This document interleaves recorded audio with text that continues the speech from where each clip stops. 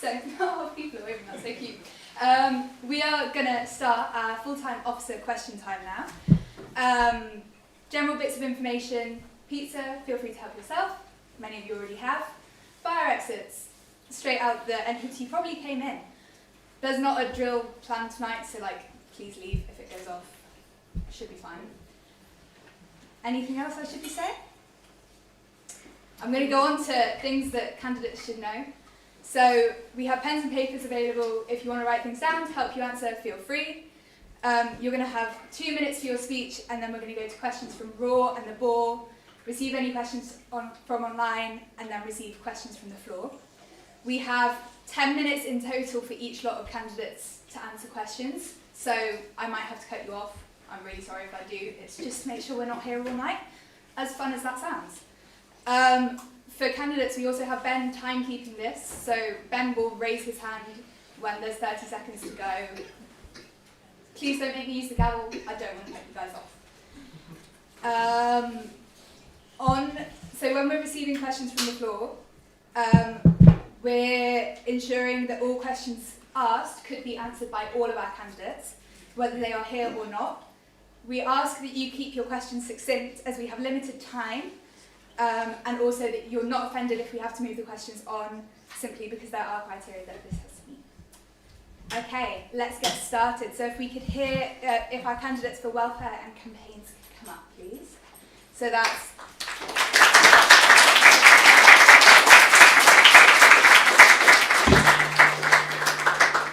the candidates in this category are, just for more information, Anisa Singh Jaden, Bilal Khan, Malav Rampara, Ollie Chapman, Samin Yazir Khan, Shreya Habur Yagdish, Sumit Jones, and Yota Omar Sohu.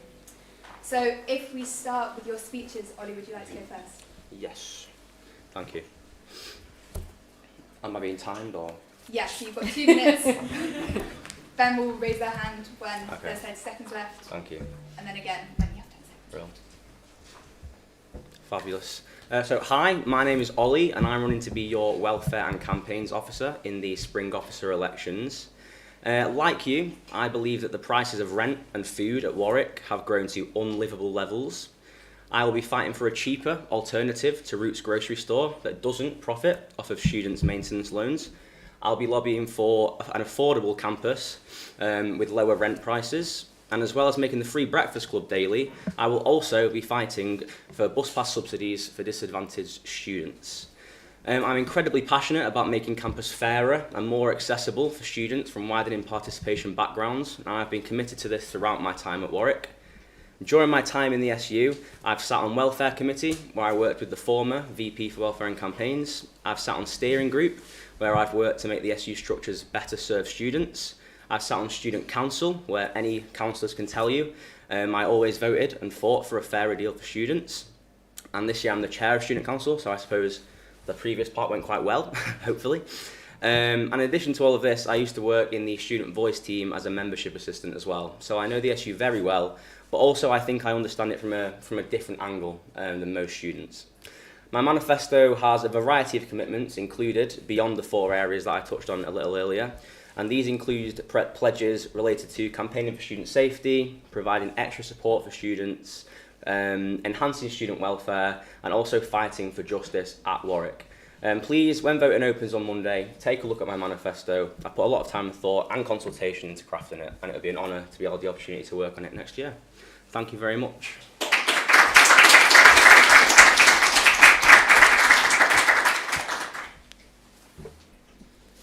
Hi everyone, I'm Summer, I'm a 4th year student and I'm running for VP for Welfare and Campaigns. I've been involved in campus, on the SU and within the local community since I came here. I'm currently your SU LGBTQIA+ officer. I sit on Student Council, part of Liberation and Diversity Forum. Previously I've been Campaigns Officer, Equality, Diversity and Inclusion Officer and an Operations Forum, pushing for more affordable food on campus. And I've also worked with local residents in the community on disability benefits and immigration and asylum. I know firsthand how tough campus life can be, including the rising costs of rent and food, as well as trying to get mental health support, which can be quite inaccessible. Yeah. I believe we deserve better as students, so there's some certain stuff I want to focus on. One of them is affordability with the free breakfast hub, protecting that and enshrining that to happen continually, including food bank fridges around campus to cut down on food waste and deliver surplus food to students, replacing routes with a better alternative, and fighting for a rent freeze and a fairer hardship fund with an easier application process. Also health and well-being. Students need adequate mental health support. I've been there myself. There's long waiting lists. Finding someone who you feel safe to actually disclose in. And yeah, I think there should be sexual and reproductive health testing on campus. Also want to empower students, bring back the Liberation Conference and Know Your Rights workshops. And yeah, just listen to students' wants for campaigns and their feedback. Yeah.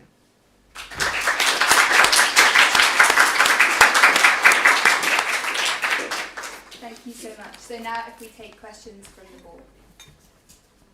Is the university doing enough to campaign against sexual violence and misogyny on campus? How could they improve? Summer, do you want to go first on this one? I don't feel like they're doing enough to campaign against sexual violence and misogyny. I think a lot of students don't feel adequately supported. I think there needs to be specialist sexual violence advisors, and to fight against NDAs being used to silence survivors of sexual assault. I think there should be increased educational events and awareness and stuff that's compulsory training for other students. And I think, honestly, stronger transparency and accountability with certain report services like Report and Support, because I know a lot of students also feel let down by that. No, they're not. I've got so many friends at Warwick that have had horrific experiences, mostly women, and the horrific experiences because of men. There's so many great people in university wellbeing and here at the SU, and this isn't a slight on them, but there needs to be real change. In my manifesto, I've pledged to reform, report and support by consulting student groups and also bringing in an external review of the current system.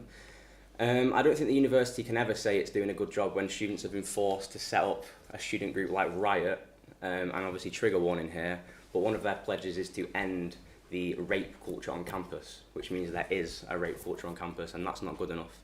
I also want to, because as part of this role you get to work with community safety, or as everyone knows, they're really campus security. I want to separate their welfare responsibilities from their security responsibilities. And I also want to set up more support groups, professionally led support groups for students with various experiences, but one of them would obviously be experience of sexual harassment and sexual assault. Yeah, thank you.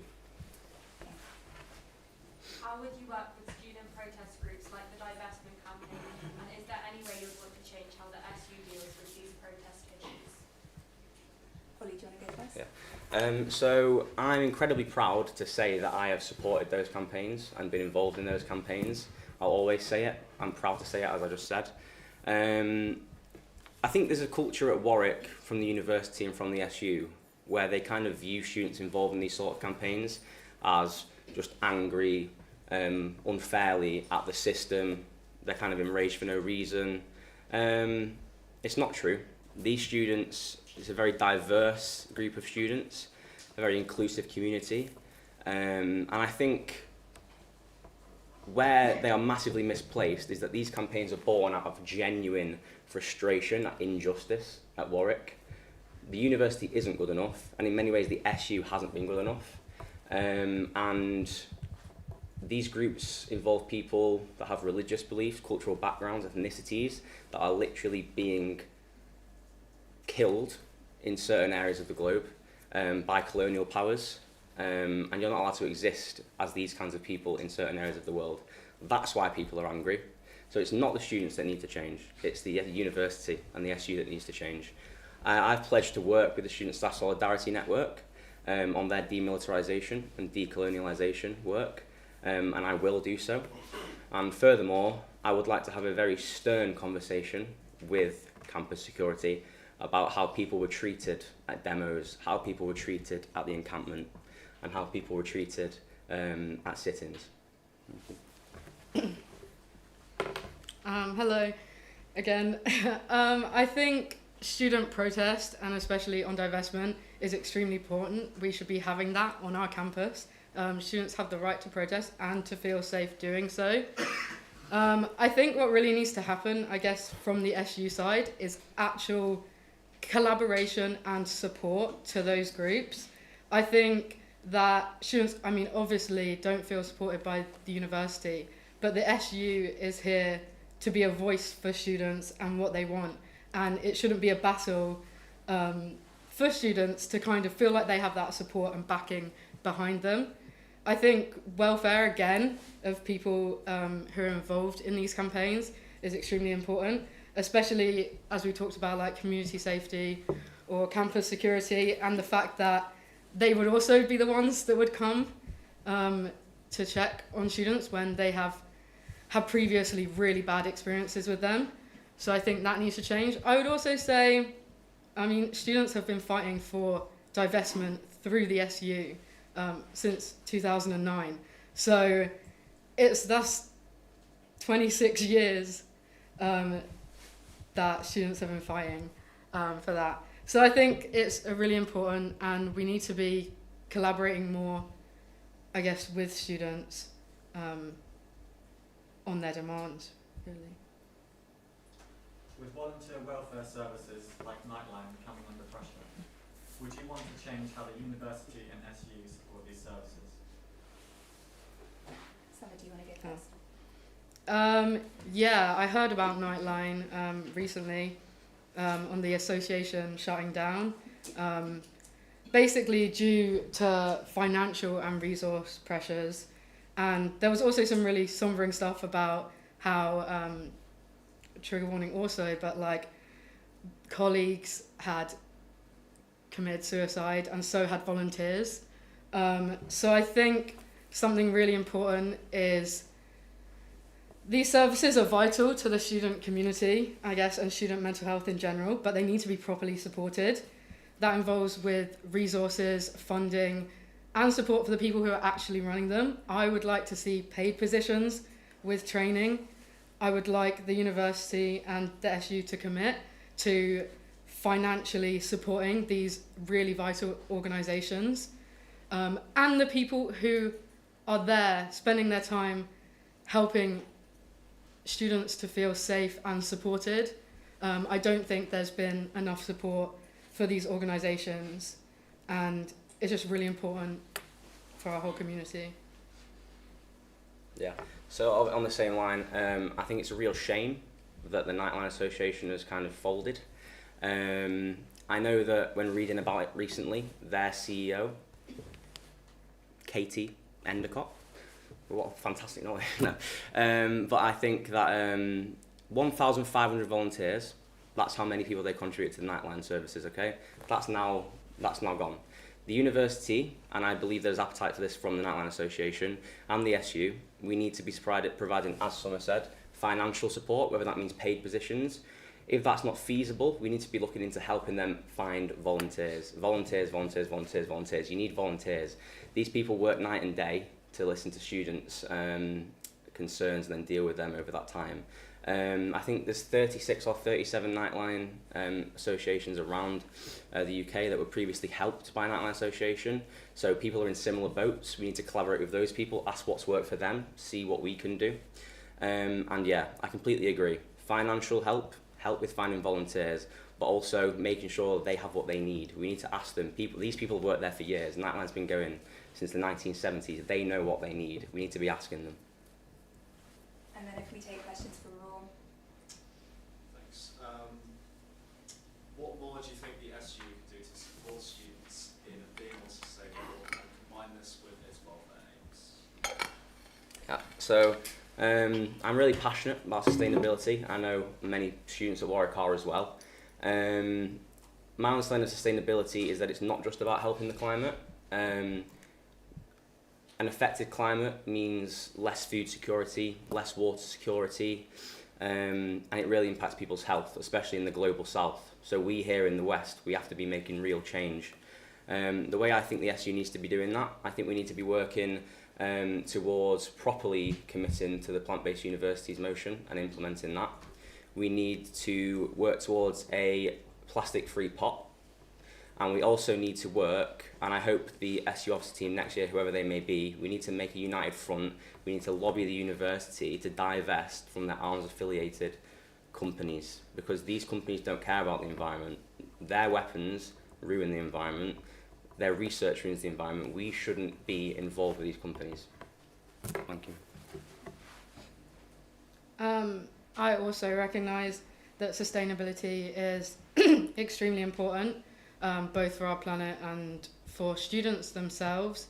I think one of the things we could do, which has already been kind of talked about, is have more. There's talked about like the swap shop for kind of like essentials, like kitchen essentials. I'd really like to see kind of like donation drive and giveaway drive, so that students don't feel like they can come and drop stuff off, or we can do collections, because many students end up going back home or they're finishing their course and it's really expensive coming to uni, and that's more sustainable just generally rather than getting thrown away. I think another thing is food, I guess. I think that's pretty important because it also goes with kind of affordability. So I'd say like kind of working towards net zero in like SU outlets, and also having kind of these community fridges where food that is left over doesn't go to waste and can be given back to the Warwick community. I also think it would be great to work towards having like agricultural plots on land, so we can grow our own food, and so there can be more of a sustainable kind of like supply chain on campus. Yeah. Are there any other causes particularly important to you that you think SU campaign should focus on in the year ahead? Summer, do you want to go first? I think particularly important to me, I guess, is both mental health and accessibility. I think there should be better mental health support for students. There's long waiting lists. People have had, mixed experiences. I would say we need special, knowledgeable support, especially for individual communities. I know that there was a survey and it said 70% of students think the mental health services are, easy to access here, but that was 50% of LGBT students and only 30% of trans students. And ensuring our campaigns are inclusive for all, basically. In the disabled student survey, it said only 20% of disabled students feel like their student union actually supports them. So I think that is really important to kind of, make our SU actually representative of those it's serving. So university is really expensive. I think when I leave, I'm going to be about £60,000 debt straight out of education. I think the base level to deal with any issues you have at uni is massively impacted by that, because you don't have any money, so you're already stressed. So that's why in my manifesto, I've got kind of 4 main priority policies. So the first one is to make the free breakfast club daily. The second one is to turn Roots Grocery into a more affordable store for students. The third one is to subsidise bus passes for disadvantaged students. And the fourth is to compile like an in-depth report into rent prices and rises on campus over the past few years, and then use the findings of that to lobby the university for a better deal. So that's what I've set out in my manifesto. I'd really like to be able to work on that, and I think that's what I'm going to be focusing on if I manage to win. Thank you. And then if we take, we've run out of time, so we're going to move on to our next candidates. Thank you guys so much, and if you guys have any more questions, Thank you.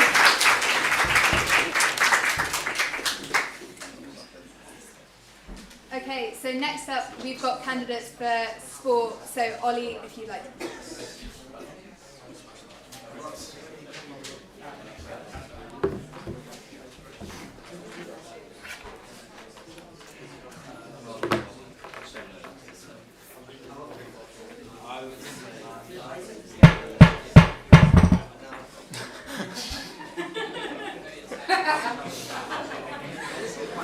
There's a metaphor there somewhere. Yay!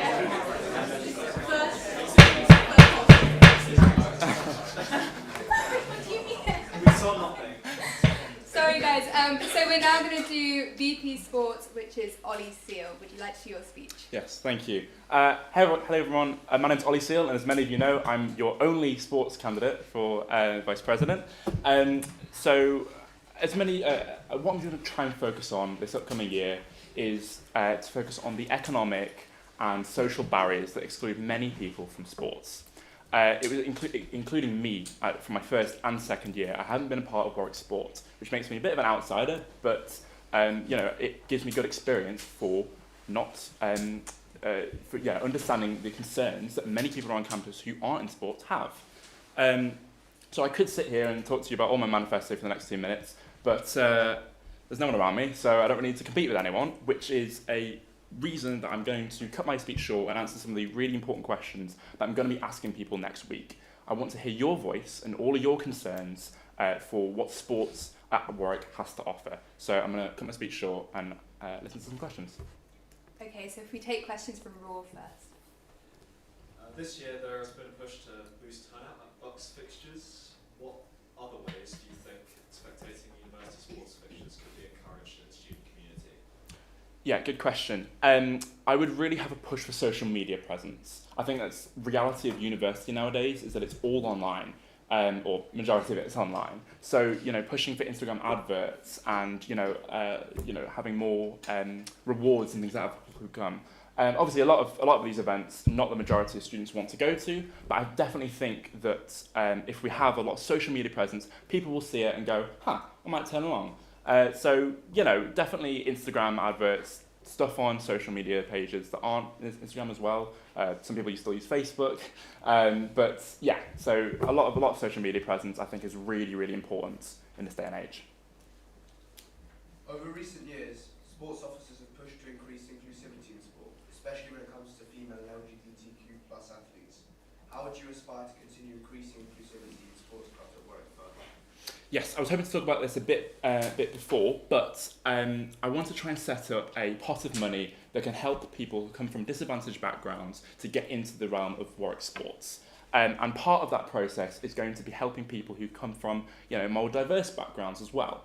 And I think that it's a brilliant start, and I want to continue the trend of increasing diversity on campus around Warwick sports. And so I want to try and host more people who come from, who are alumni at Warwick and who come from maybe disadvantaged backgrounds and LGBT are LGBT and who are women, and try and set up events to encourage more people who are also LGBT and women to get involved with sports, and how it's not just a men's field, a straight white men's field. So yeah. And then if we hear questions from the board. The price for societies to engage with sports at Warwick has ballooned this past year. The entry fee for a five-a-side league, for instance, has increased by 50%. How would you work to make access to sports more affordable for societies and students? This is probably one of the most pressing questions that I'm getting at the moment, is that how do we tackle the financial situation with sports? I mean, it's the federation fee initially, then each of the membership fees, and then the sports kits, the equipment. A lot of the times you need a gym membership to get into these events. And so one of the main things I want to tackle as my role as sports VP, hopefully, is the financial barrier to get into sports. It's what stopped me, because I couldn't justify spending sometimes hundreds of pounds on getting into sports, because I just couldn't do it. I just didn't have enough money because of all the rising costs of living. So I'm going to try and to obviously negotiate with the university and negotiate with the SU as well, to try and lower the costs as much as possible for the federation fee and for the gym memberships and things like that you so often need. But also I want to try and set up a pot of money, like I said about earlier, to help disadvantaged students who don't come from wealth, like a lot of people who are involved in sports now, to try and boost them up and empower them to be part of Warwick sports, to create a more diverse platform of athletes in the future. So yeah. Some students have cited an intimidating environment around Warwick sports. How would you open up sports to become a more welcoming environment? This social barrier is the other thing that a lot of people have come to me about. It's the almost toxic nature that a lot of sports portrays. And a lot of that is to do with misogyny and transphobia and sometimes racism on campus. And I think that's probably the hardest thing that I'll have in front of me, is tackling that discrimination in Warwick sports. but it's something I'm committed to, and I'm really, really passionate about trying to break down these social barriers. And one of the ways I'm going to do that is to try and communicate more so with the presidents and even the sports officers of many other societies to try and negotiate and maybe tone down some of the controversial events that are happening, some of the maybe not dangerous, but some of the more extravagant circles, for example, and initiations, but not called initiations anymore, to try and tone them down and make it a more inclusive environment for people who feel a bit put off by the whole situation. And by doing so, we're going to have way more people getting involved with sports, and it's going to become a way better environment and better for the societies because they have more people coming and wanting to join, better for the people who feel safer and more included at Warwick, and better for Warwick sports more generally to just have a more diverse platform of people. So yeah, that's what I do. Okay, and then if we hear questions from the floor. Louis. Sorry, forgive me for just responding to some of the chatter that's been going around. There's a lot of chat that your original intention was to run a joke candidacy based on the abolished sport platform. On that basis, and especially given your lack of involvement with any form of active programme at Warwick, including free programmes such as the Rock Up and Play programme, why do you think you deserve to be taken seriously as a candidate? It's a fair claim. No, I did originally run under the name. Sorry, just to interject, we're not taking direct questions to candidates, so if we move on to the next question. It would have to be a question that all candidates could answer. We don't take personal questions on any level.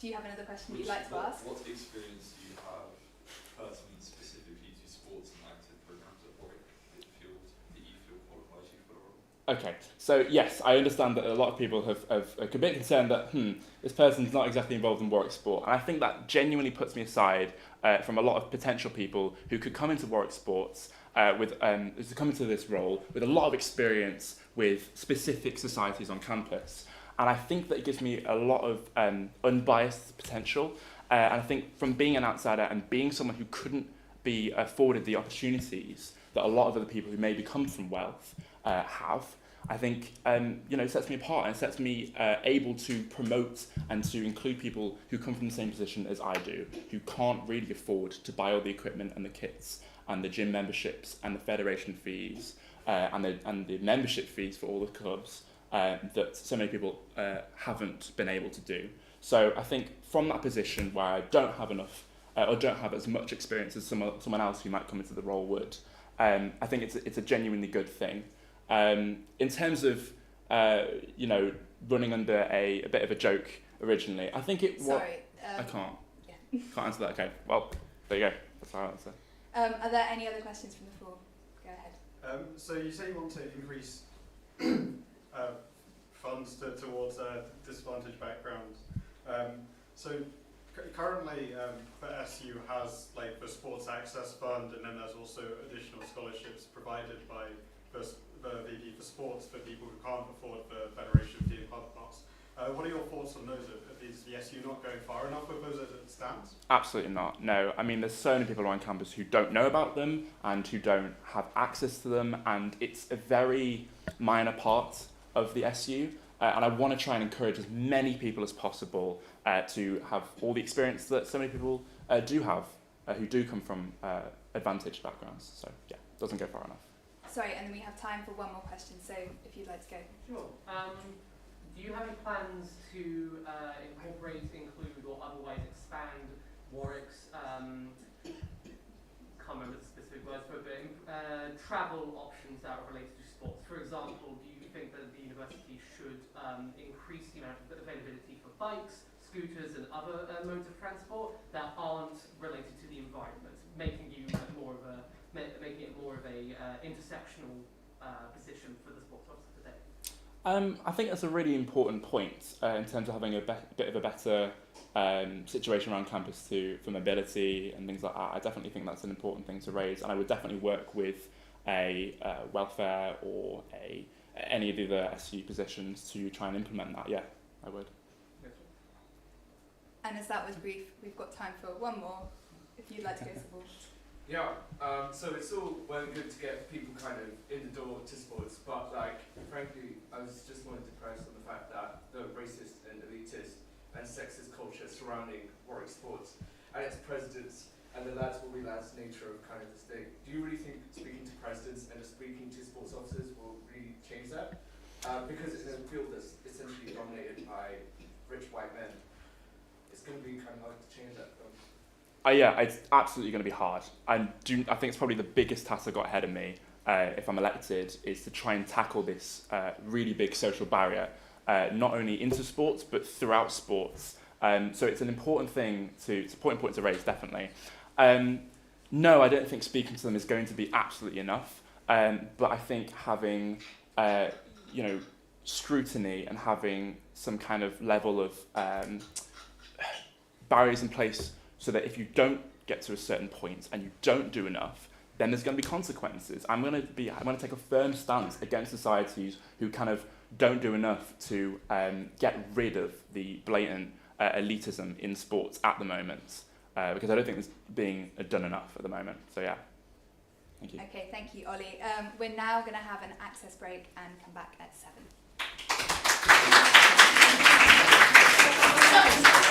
6.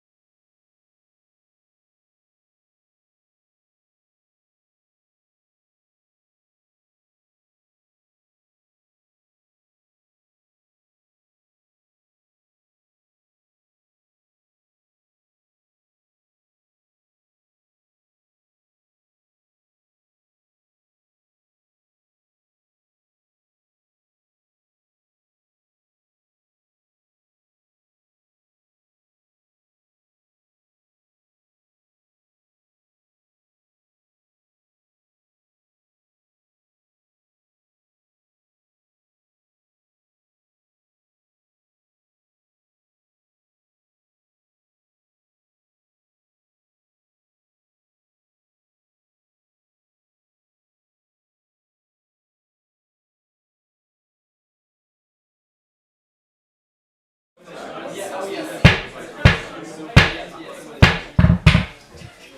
better that time. Hello everyone, welcome back. So, just a few updates to try and keep the time working along. For candidates, you still have 2 minutes to give your speech, but if you can do 1 minute for answers, just so we can hear from as many of you guys as possible, because we want to hear your ideas. And welcome back. So, we're going to start again with the candidates for VP Societies. So that's Adam Skrzmowski and Anshuman Joshi.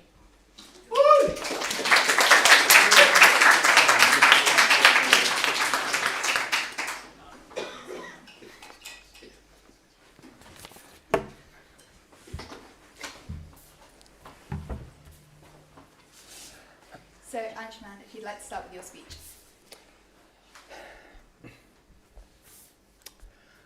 Okay, so I've not run for an SU position before, but what I have done is been involved with a number of societies.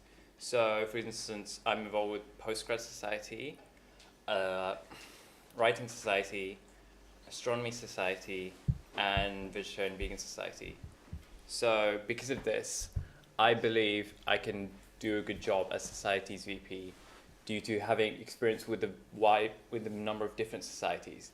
And the reason I think you should vote for me is because how do I put this? I guess I view societies as ideas, right? And I value them because they, depending on the type of society it is, they each serve a purpose to the people involved with it, right? You have the campaigning societies, you have the academic societies, you have the societies that are just for fun. And I feel like all of the societies matter in their own way. Even the ones that, even if that specific idea is not something that I would necessarily be appealing to me, I feel like it still matters. And I feel every society deserves its due consideration. Thank you. Thank you. And then Adam, if you'd like to go next. I'm Adam, and I'm running to be VP SOX. Since arriving at Warwick, societies have been the bedrock to my university experience and opened so many doors that I never imagined they would. From running a cinema, hosting a radio show, performing in a panto, learning a new instrument, getting recognised with an Outstanding Contribution Award, and I guess countless other things that I don't have the time to list. I've made lifelong friends that mean a lot to me through societies. And these aren't just memories, they're the foundation of my commitment to give back. Over the years, I've worked on many different execs alongside the SU. I know what works and where things fall short. I've seen firsthand how effective collaboration with the university can shine a spotlight on our societies. And now, as your Vice President for Societies, I'm determined to build on that success. My plan is clear. I'll cut SOX Fed to £10 and £2 for postgraduates and set out a clear timeline for its complete elimination, in line with the board's pre-existing long-term commitment to do so, putting money back in our members' pockets. I'm also committed to reviewing and simplifying spending rules, creating a vibrant Term 2 SOX fair, and providing more opportunities for societies to publicise themselves across campus. I believe RSU should be a powerful ally and support system, and not an inconvenience. Too often, execs see the SU as an annoyance, and I'm here to change that. By overhauling our online resources, cutting unnecessary bureaucracy to put execs in control, and regularly going out to talk to you, I will ensure your voice is heard, your ideas are supported, and your societies have the freedom and funding they need to thrive. In short, I'm here to empower you, to make the SU a support in your success rather than a burden, and to put you in the driving seat of your society experience. For Adam for Societies, to make our society seem better for everyone. Oh, and I'll change my name to Adam Societies legally.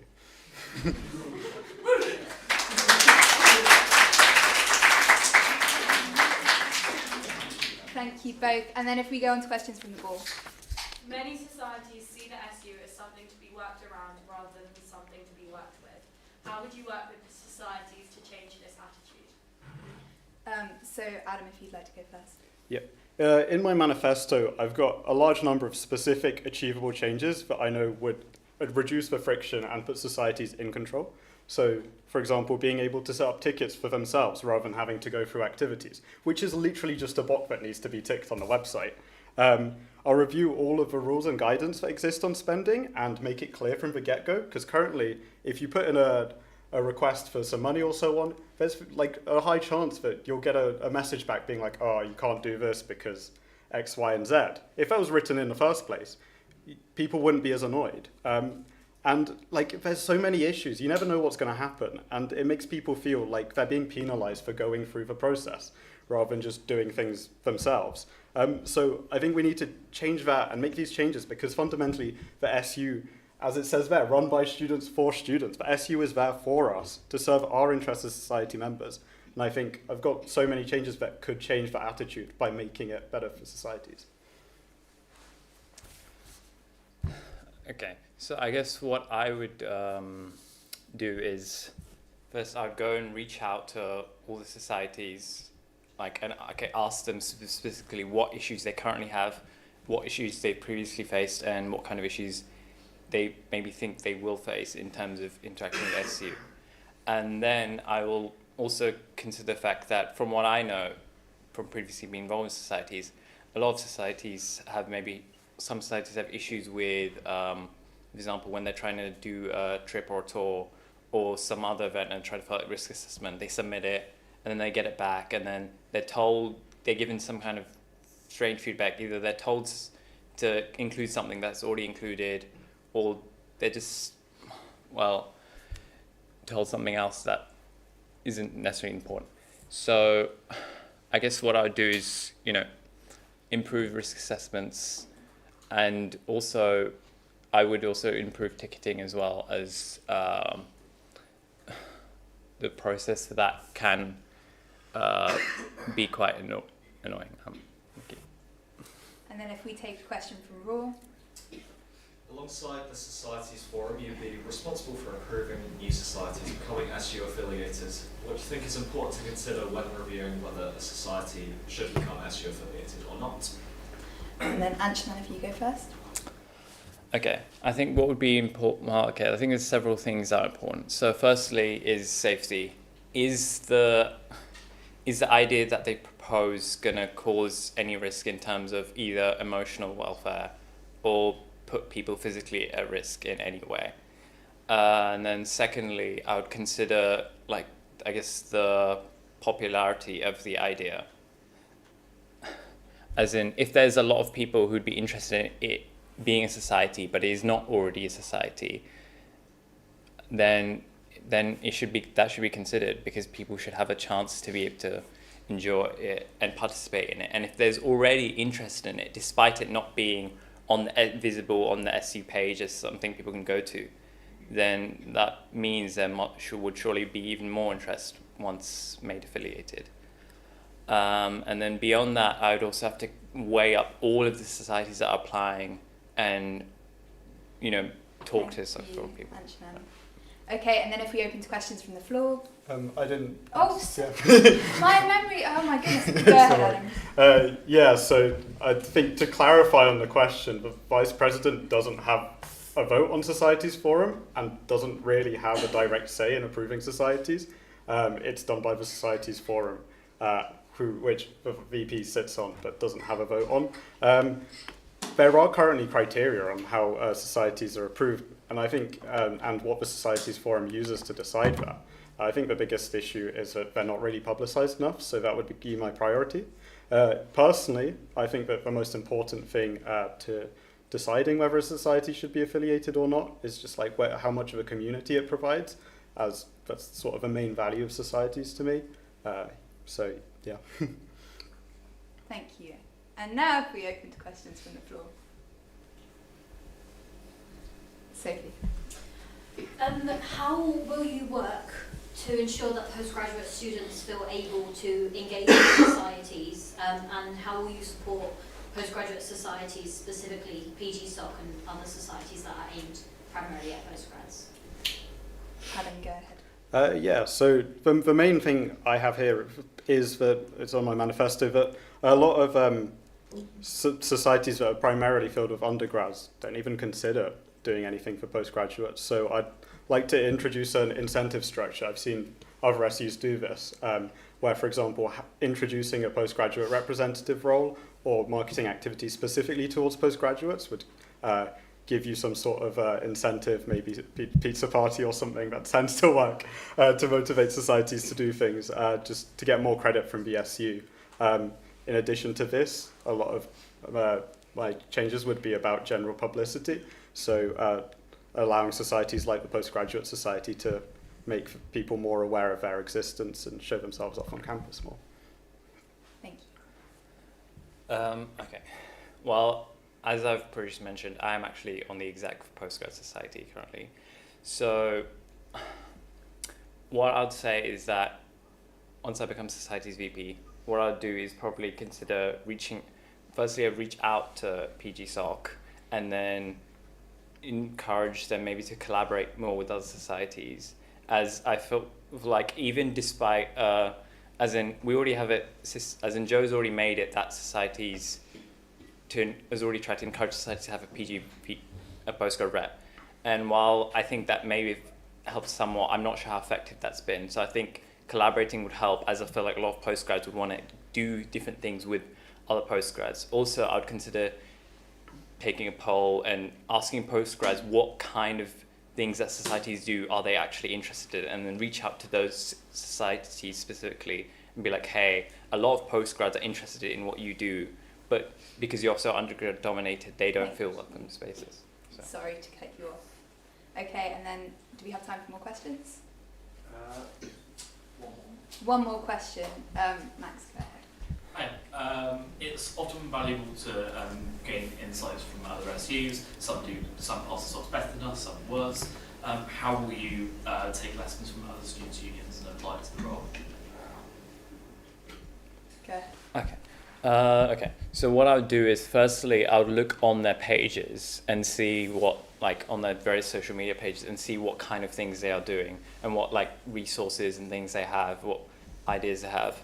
Then in making use of my position, I would reach out to them in official capacity and ask for more, I guess, behind the scenes info, you could call it. And then based on that, make changes where appropriate to our university. I'd probably specifically consider universities that are more like us, but also universities that are different too. But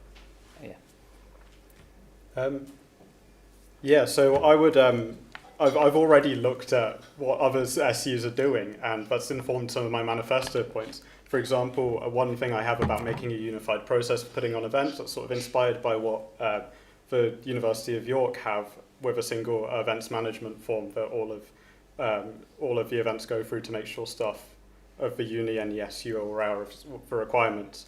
I'd also leverage our position as an NUS affiliated SU to be able to make connections with societies officers in other students' unions to share best practice, talk about what they're doing and what we're doing and how we can improve to work from there. Thank you both.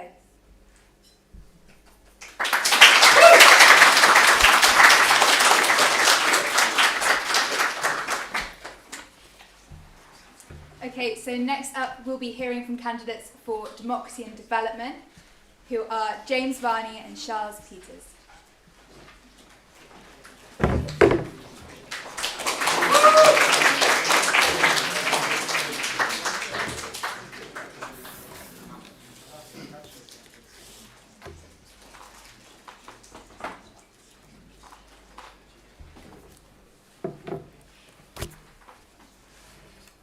Charles, if you'd like to go first.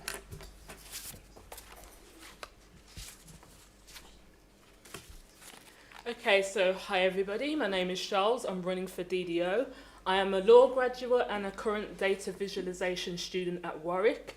Warwick was always a bit of a dream to me. My mum came here from 2018 as an adult learner, and since then I've always snuck onto campus to enjoy the things that have been here.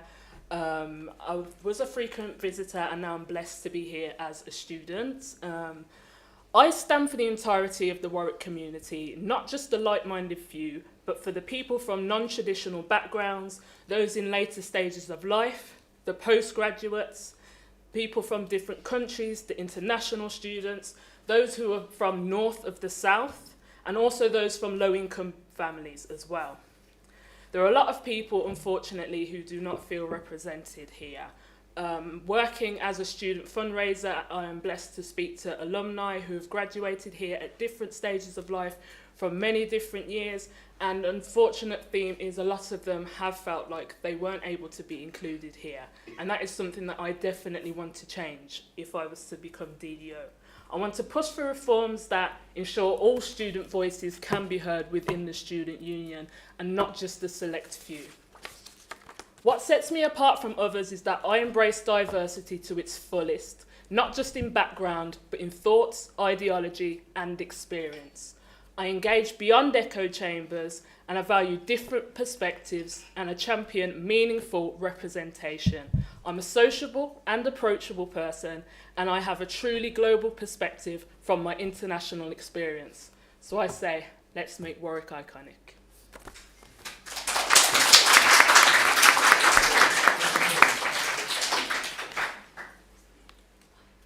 Hi, I'm James Varney, and I'm running to be your next Vice President for Democracy and Development. As someone who's been previously your SU Ethics and Environment Officer, and I'm currently the chair of the SU Steering Group, I know how hard it is to get involved in the SU structures. Many of us here have tried and come up against an unbelievable wall of bureaucracy. It's time for things to change. I'll push for an affordable campus, for affordable student life, to overhaul SU democracy, and for a safe, ethical and green campus. The motivation for this is, so let's face the facts, the SU is simply not working. From not representing almost any students, including postgraduates and international students, and from the med school, entire campus of students who I think maybe have one student represented in our SU structures, it's time for things to change. I've tried and fought my best, but it's time, as Vice President for Democracy and Development, to take it one step further. Please vote Varney next week. Thank you very much.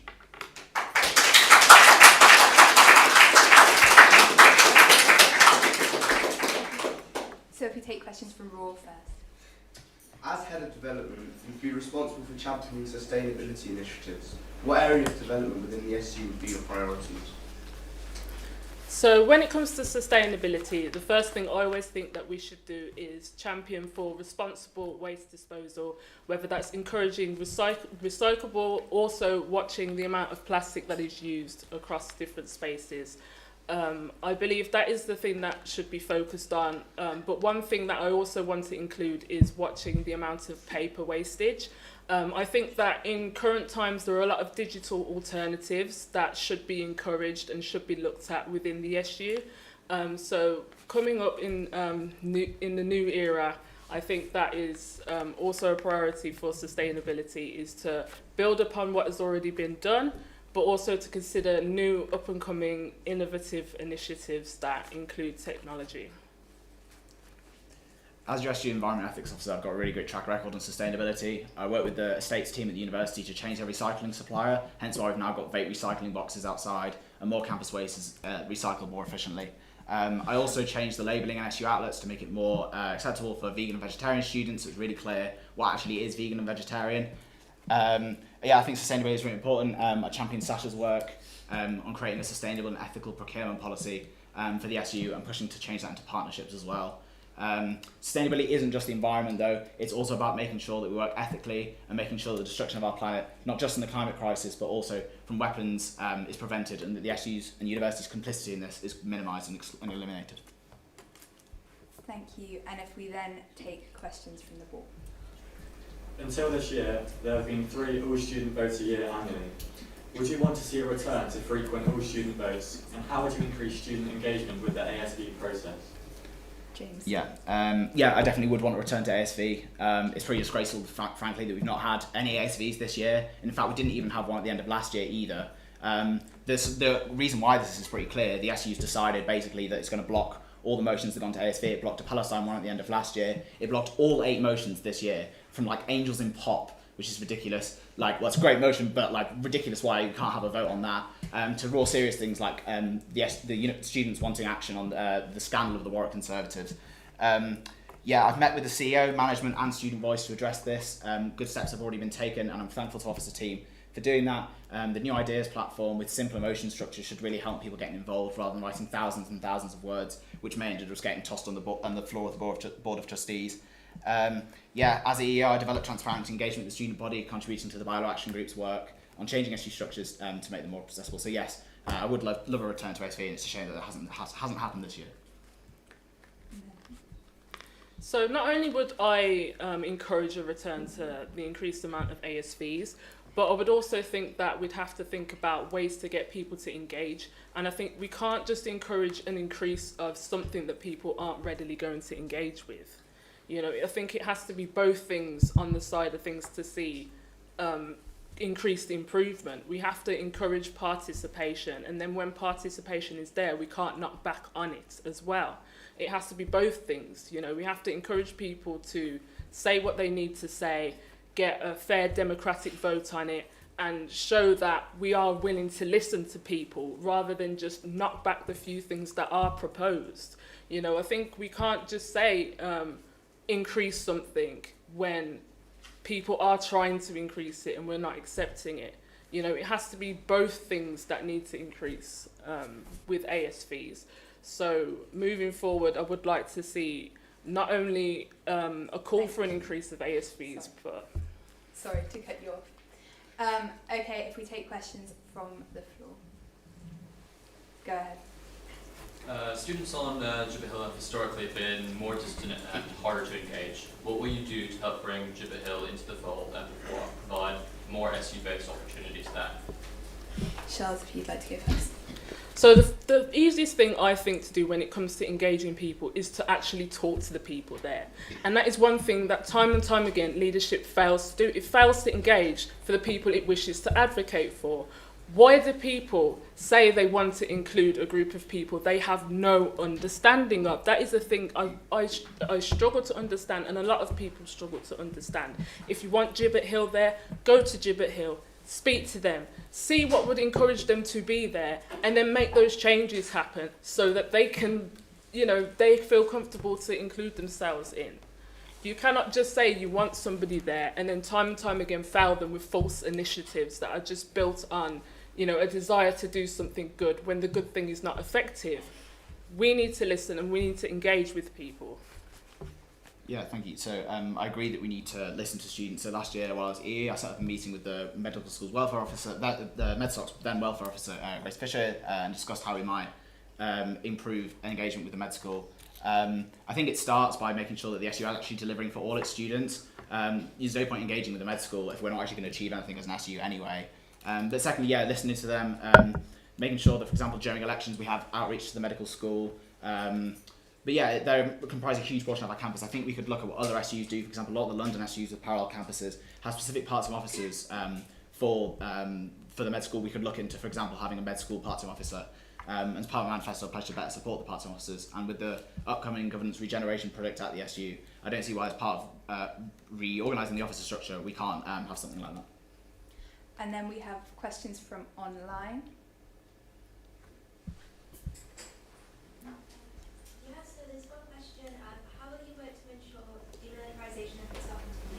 So to repeat that so that everyone can hear, the question was, how will you work to ensure that demilitarisation efforts are continued?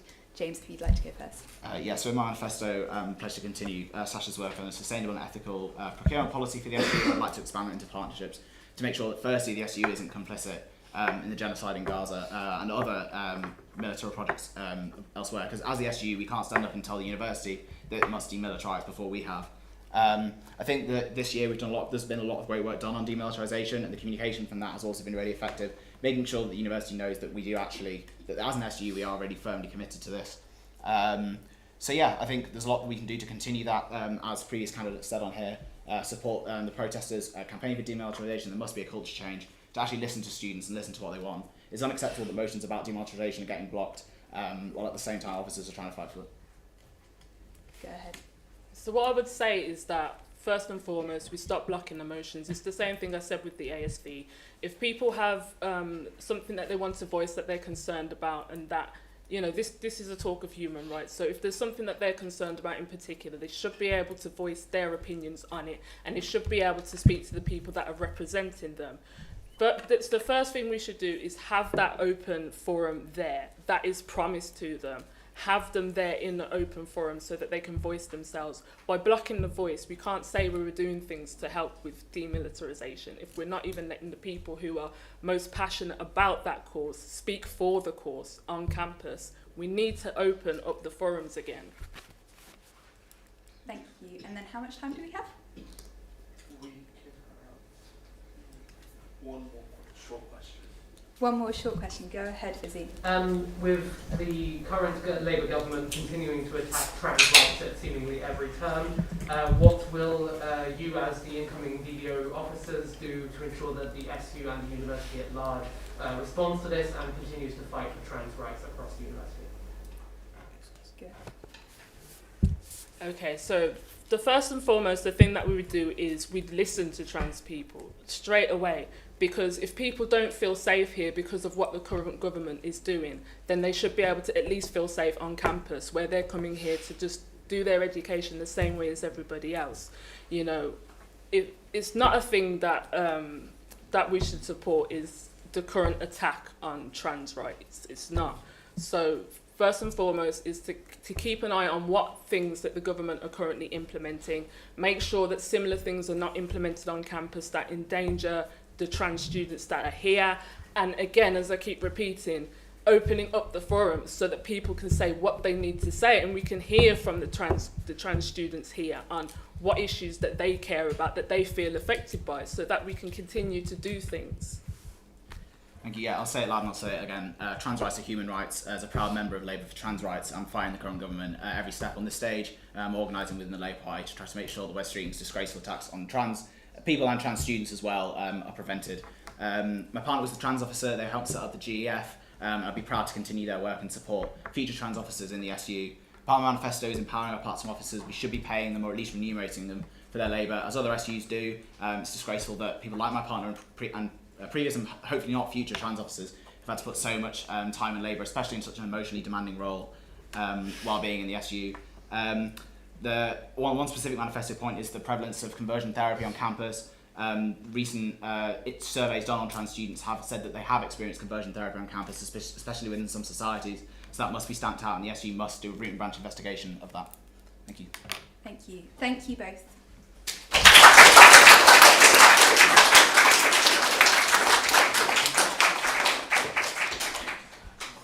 So next we'll be hearing from candidates for VP Education. These are Ananya Skrikurma, Quaish Kapra, Nerman Kanj and Vansh Verma.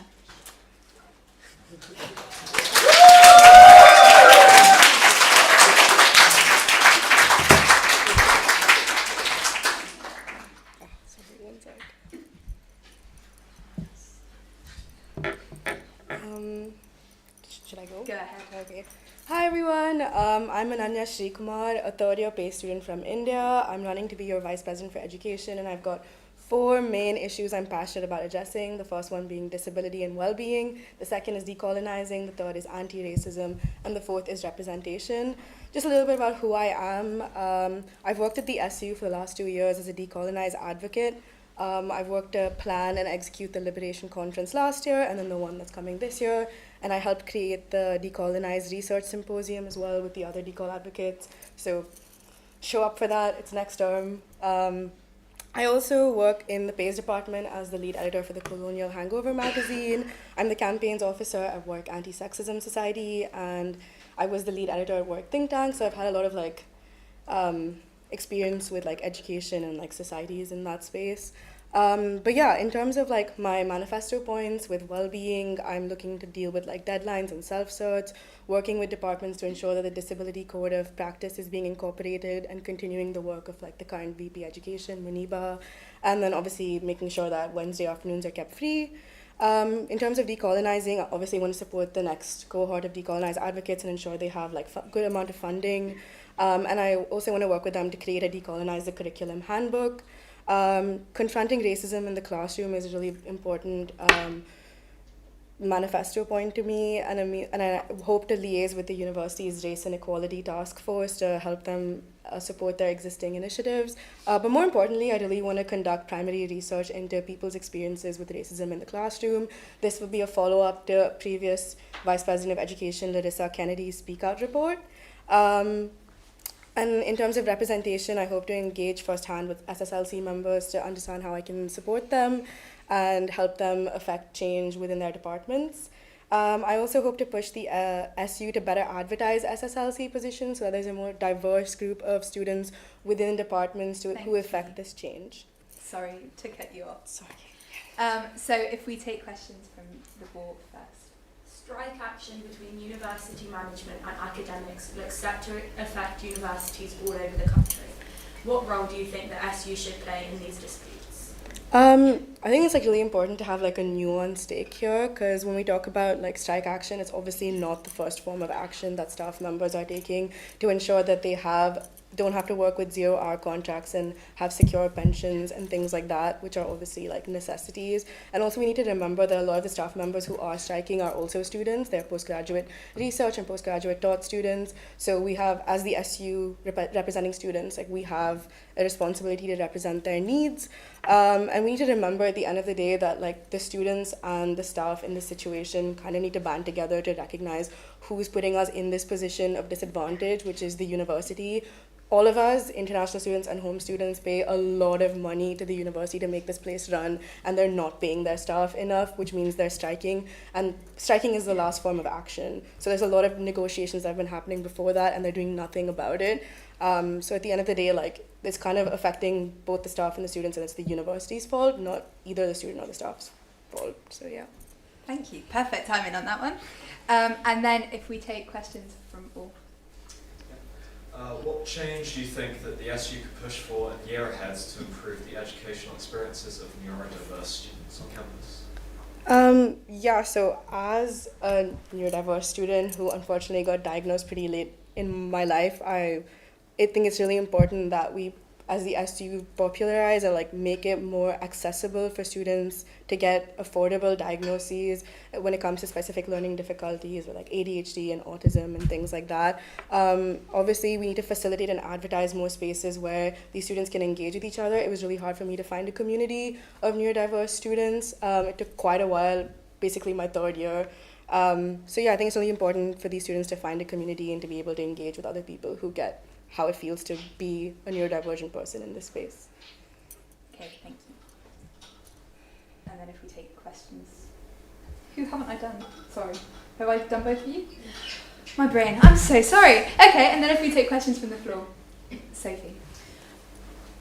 The role of Vice President Education is an important one in that it advocates for all students, including postgraduate taught and postgraduate research. How will you work to ensure that the voice of postgraduates, particularly research students, is heard and listened to within the SU and the university?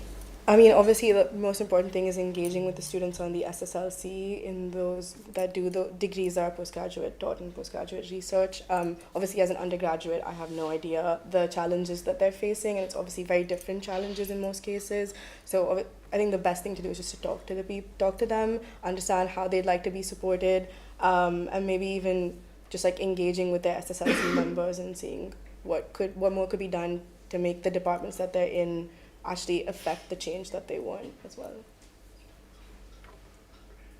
Any more questions from the floor? Go ahead. One area the university is working on is trying to embed employability more into their courses. However, there are some concerns of the potential negative impacts of academic rigor and the impact on courses overall being significantly different from maybe what the courses students might have applied for a year, 2 years ago. What approach do you think you might take to embedding employability in those sort of spaces, talking about education strategy? I think when it comes to like employability, like the first thing I like to address is obviously like ethically, who are we pushing the students to work for? The university obviously has a lot of has partnerships with a lot of companies that are facilitating a genocide in Gaza and in other parts of the world. So it is really, really important that like, in terms of what's important to me, the employability, when we talk about embedding employability into the course, it's like, there are alternatives, there are other companies that can be pushed to students in terms of employability, and why are these the partnerships that we're pushing? So looking into that would be really interesting. Any more questions from the floor? Go ahead.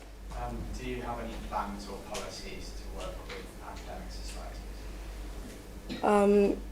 not particularly as that's the mandate of the VP of Societies, but it would be very interesting to definitely, I think especially with like the report that I want to work on, like this part 2 of the Speak Out report, it would be great to get a lot of academic societies involved, as that would be a great way to like meet students from different departments that are like not PACE, which is the department that I'm in, and try and find students to be part of focus groups to talk about their experiences with racism, even in terms of decolonizing. I mean, the SSLCs is one aspect that I can like understand the experiences students have in the classroom, but like academic societies would be a great way to also push this idea of like decolonizing and anti-racism and things like that. So it could be really interesting.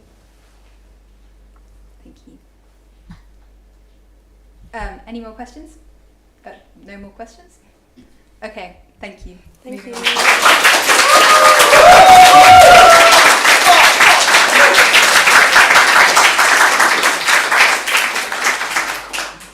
So next up, we'll be hearing for candidates for VP postgrads.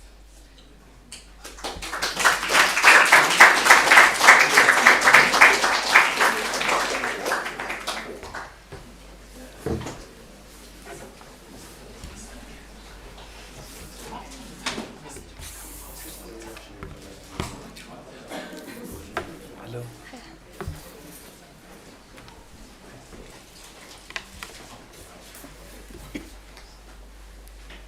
So if you'd like to go first.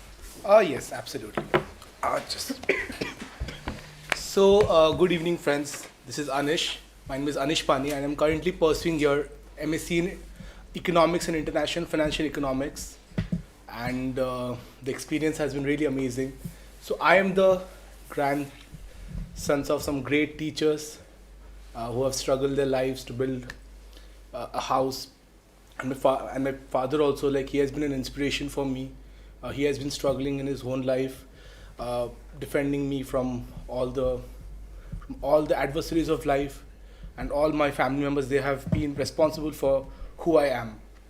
Okay, so regarding my position, so I'm running for the VP of postgrad students, and I feel the post-graduation thing is such an important part of a student's life, and I feel it's so underrepresented in our university. And I feel the major thing which I want to advocate is collective leadership, and to bring all the students who are from underrepresented communities and financially repressed in the sight of the university leadership and the authorities, to allow them to get more opportunities and to fight equitable circumstances.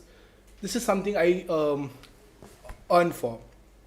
I feel my major points which I want to bring forward is, so basically there are 3 models. One is the departmental representation model, and another is the action-oriented model, and third is we want to create this action and voice-oriented model. So on the basis of 3 models, we want to ensure every work, it follows a decentralized hierarchical authority and ensures that all the students, so I guess you must heard about blockchain technology. So something like that, we will have this whole feedback of we all people like in this student union. Thanks. And every other people in department, so the collectivism will be ensured. Thank you so much. Thank you. Go ahead. Sorry, was that Vash, you? yeah. Sorry. Hiya, I'm Vash, short for Vaishnavi. I'm currently doing a Master's by Research in Physics, and I'm running to be your VP postgraduate. I've had some experience working with a few societies in the past, including being Women's Officer of Warwick Chess and Campaigns Officer and current Chef of Warwick BedSoc. I was also previous VP postgraduate, not this year, the year before, so I have some experience working with the Students' Union.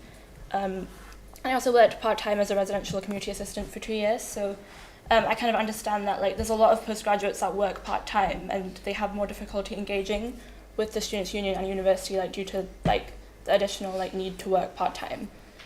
So one of my priorities is cost of living support for postgraduates.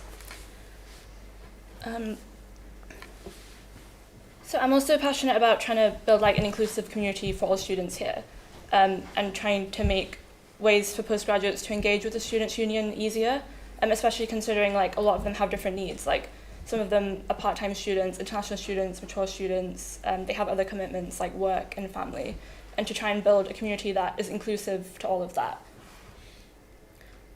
So some of my aims would be to provide more cost of living support, like to make the hardship fund more accessible to students, especially international students and those that like currently aren't aware of how to get that support that they might need.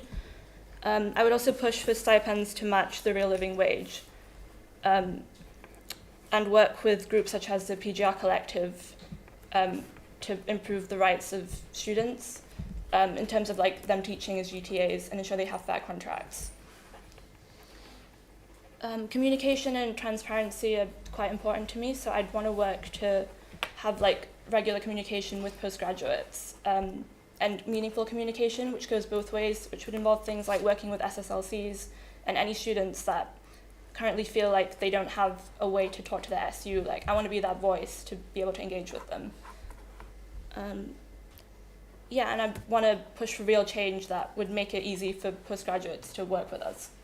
Thank you. Hiya, my name's Sophie Bourne and I'm running to be your next Vice President Postgraduate. I'm a part-time master's student in the Centre for the Study of the Renaissance. It's a very small department, so don't worry if you've never heard of it. And I have 4 main things that I will be fighting for as your next Vice President Postgraduate, if elected. I stand for improved community for postgraduate students, transparency from your students' union, a more inclusive SU, and a liberated, decolonised and sustainable university campus. I believe in building a better community. I will work with and lobby the university for more funding for postgrads, better study spaces and facilities, and more events for postgraduate students throughout the year. I work to make sure postgraduates feel able to take part in sports and societies, working closely with the vice presidents for those areas. I will also work alongside the university and local companies that provide key services to students. For example, continuing to work with local bus companies to improve the ever-failing bus services to campus.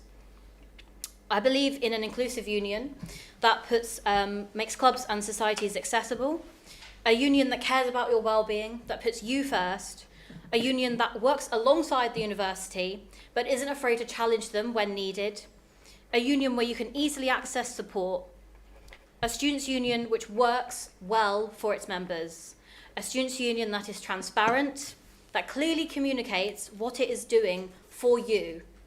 I will ensure regular updates about campaigns and wins in a way that you want, so whether that's newsletters, social media, or on the website. I believe in a liberated, decolonised and sustainable university experience. I want to expand the Decolonised Collective. It's something I've been part of this year and I'm very proud of what we've done so far, but it needs more funding.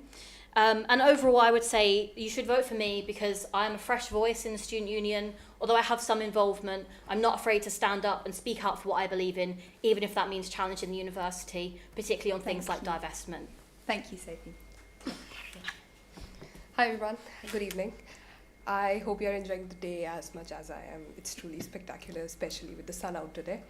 And let me begin by thanking the Student Union team for this opportunity. Thanks. As someone new to this platform, I want to share a bit about who I am and why I am here. My name is Bhavini Rathod and I'm 6 months into my MSc in Business Analytics.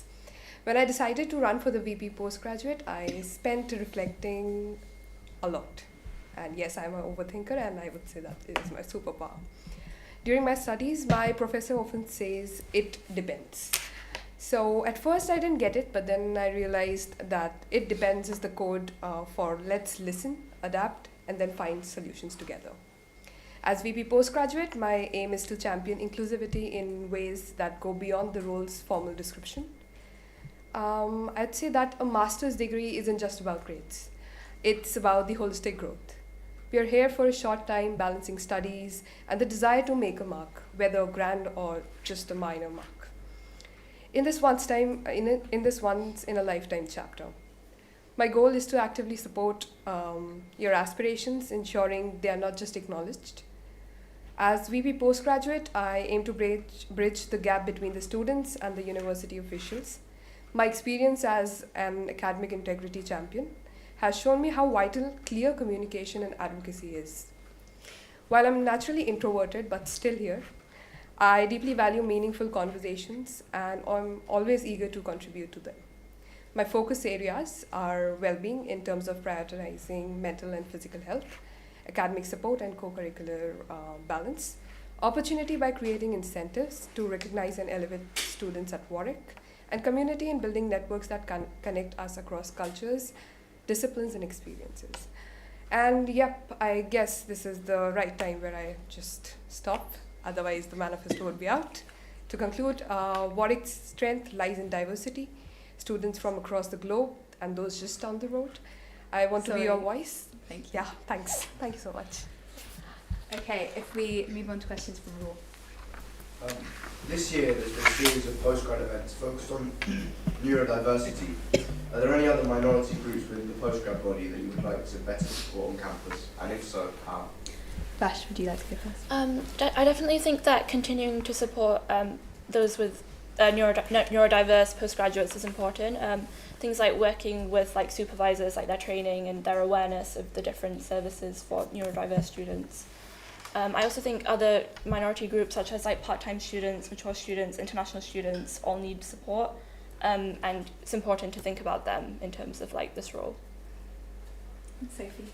Yeah, one group that I would particularly be keen to work with is widening participation students. I'm from a WP background myself. I was the first generation to go to uni in my family. I come from a very low socioeconomic background. And so I would be really keen to work particularly with WP postgrads. One of the main things is lobbying for sort of better funding. Funding for PGT is quite difficult to come by. Warwick's definitely one of the best unis in that, but I definitely think they could be doing more to be kind of a leader in the sector. And also linking up with the part-time officer for WP to see how we can better support the postgrads that fit into that bracket as well. Thank you. And then if you want to go next. Sure. I believe that neurodiversity would act as a boon just for the student and the university in particular, because they have some really good qualities, and they're really good at examining things, analyzing things, and pattern recognitions. So I believe that it is very important that we really push them hard enough. And how can we do it? I have a few. I just don't know if this is actually right or not, but then there are a few suggestions that I, with the support of the other part-time officers and full-time officers, would like to implement. That would be to have tailored internships for such students, oral examinations if that's possible, promote more verbal communication events, scholarships for neurodivergent students, and options to choose partner they already know to work together. We have our group works as an assessment. And we can also give them away neurodiverse kids. Yeah. Sorry to cut you off, and then if you'd like to. So I guess I would like to thank Alija, because I guess he started this work of, I guess, introducing neurodiverse people in the group. But moreover, I feel groupism is also a very important part, I guess, which contributes to a lot of anxiety and other things. So I feel fighting groupism and motivating students and my dear friends to be part of groups which allows them to explore their passions and interests. And moreover, I feel a great support system is very much important. I guess since I'm an international student, so I guess there's a lot of anomalies concerning the visa, the sponsorship and other stuff. And also I guess it's very important for every person, whoever is a part of and is going through this issue, to be able to express himself and to get all the wonderful opportunities, and indirectly, I guess, express himself to be a better, himself, herself to be capable. Yeah. Thank you. Thank you. And then if you take a question from the floor. In what ways would you encourage postgrads at Warwick to get more involved in the wider student community and culture? So Sophie, if you'd like to go first. Yeah, so one of the things that I am really keen to do is to work with the other vice president roles, to particularly sports and societies, to make sure that every society and every sports team is accessible for postgrads. I think it's quite intimidating, particularly if you didn't do your undergrad at Warwick, to come to a new university, you don't know anybody. If you think about trying out a new sport, it's not just the issues that have already been raised earlier this evening with the cost, but also you are older than a first year undergrad, you already feel a bit out of place. So working to develop training for societies, and also just generally like the marketing of opportunities and things that students can get involved with. It's very difficult to navigate the student union and the university website, so I would definitely be keen to set up like one web page that has just like links to everything on it. So as a postgrad, you can just see, a list of every opportunity easily accessible in one place, and just making that really widely promoted so students actually know that there's stuff happening. Thank you. Yeah. Sorry to cut you off, and then go ahead. Yeah, sure. So, as a postgraduate student myself, I feel deviated sometimes and not being a part of the community. But I did think about it, and there are a few things that I did ponder upon. And I guess the first one was interdisciplinary meets. So basically, as we were speaking about, we are not so connected with Gibbet Hill. So I was thinking that we could have interdisciplinary meets where people from maybe business could get together with the medical students and look into the interdisciplinary topics. Second one was mentorship programs from PG to UG. Again, deciding for a postgraduate takes a lot of time, and I believe that the thought that goes behind could always be shared with the undergraduate students. Lastly would be the skill sharing platforms. If, for example, I'm particularly good in coding, it could go away with me sharing it with somebody who doesn't. Thank you. Thanks. Sorry. No. Yeah. So let me come to my terms. So I guess there will be some management things. So first, I guess it's very important to address this model known as incentive compatibility model, in which we want to ensure like the whole student ecosystem is like a small company in which every person is like given a lot of incentives to work hard, and indirectly we are contributing each other. So I would like to add, I guess, another model known as departmental representation model, in which I feel all the student representations, I feel, will carry forward the legacy of their work, and from each and every department of the post-graduation, whatever course you're pursuing, there'll be 3 to 4 people, I guess, who can bring out the problems, issues, and what things we can address. And I guess by building a website, like I guess my great friend Sophie said, so we can, I guess, build a great ecosystem in which all the students contributes to each and every student's welfare and also profitability also. And Thank last you. is, I guess, an action-oriented Sorry. system. Yeah, Yeah. thank you. That's it. So as you can see, we've got a lot of candidates for this role, so we don't have time to take any more questions. We're going to have a mini access break and come back at 7 and then hear from candidates. Thank sorry, you. I didn't Oh answer my that goodness! I've done it again. I'm so sorry, Bash. Let's hear from Bash and then. Yeah, so I would want to provide some more accessible events, like zero-cost events that all postgraduates can engage in, and try and make them at times that would be suitable for those to attend, like in evenings, like not just during the day when postgrads might be busier than some undergrads would be. And I'd also want to work with SSLCs from departments and like make sure that they can also get involved in terms of like working with the community. And yeah, some of the events I'd want to do around community building would be things like what Elijah has been doing previously, like in terms of like running like cinema, like movie nights, and ensure that these are done outside of term times in which postgraduates are still on campus, but a lot of other students aren't. And I'd also want to publicise events by working with PG Society and use that platform to get more PGs involved. Thank you. So sorry about that. We'll now have an access break and be back at 7.